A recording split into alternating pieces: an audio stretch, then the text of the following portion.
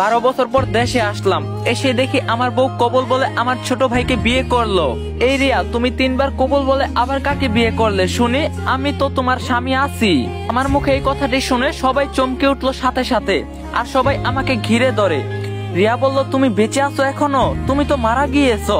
তখন আমি বললাম, আমি মারা গিয়েছি মানে? কি বলছো এইসব তুমি? তখন রিয়া বলল, এই সত্যি করে বলো তুমি কে? আরে আমি তোমার স্বামী রাফি।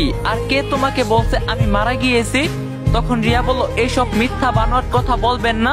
আমার স্বামী বিদেশ একটি দুর্ঘটনায় মারা গিয়েছে, কয়েক বছর হলো, তাকে মাটিও দিয়েছি। রিয়ার কথা শেষ হতে না হতেই দেখতে পারলাম আমার বাবা মা সেখানে চলে এসেছে।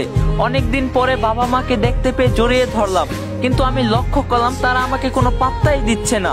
তখন জিজ্ঞাসা করলাম, মা বাবা তোমরা কেমন আছো? সাথে সাথে আমার মা বাবা বলে উঠলো, কে তুমি বাবা, আর এখানে কেন এসেছো? তুমি তো প্রায়